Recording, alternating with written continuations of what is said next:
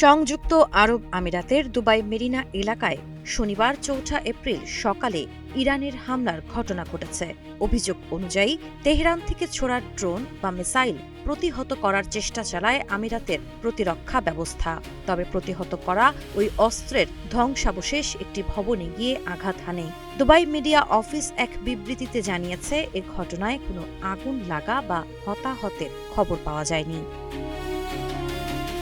এর আগের দিন শুক্রবার আরব আমিরাতের রাজধানী আবুধাবি এর হাফসান গ্যাস স্থাপনায় ইরানের আরেকটি হামলার খবর পাওয়া যায়। জীবন অবাক না করলে কে করবে? 28% মিল্ক ফ্যাটের অবাক করার সাথে ফ্রেশ মিল্ক পাউডার। জীবন অবাক করুক প্রতিদিন।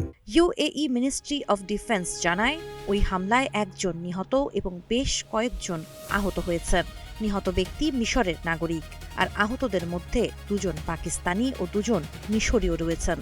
হাফসান গ্যাস স্থাপনাটি দেশটির অন্যতম বৃহৎ প্রাকৃতিক গ্যাস প্রক্রিয়াজাত কেন্দ্র।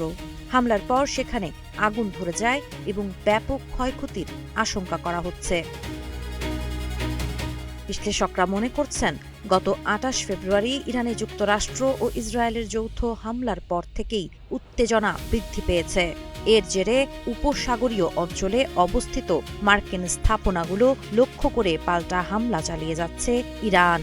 যদিও শুরুতে হামলাগুলো সামরিক স্থাপনায় সীমাবদ্ধ ছিল, বর্তমানে বাণিজ্যিক স্থাপনাও টার্গেটে পরিণত হচ্ছে। তবে সর্বশেষ দুবাই মেরিনার ঘটনায় যুক্তরাষ্ট্রের কোনো স্থাপনা লক্ষ্যবস্তু ছিল কিনা তা এখনও নিশ্চিত নয়। সাবা খান, নাগরিক প্রতিদিন।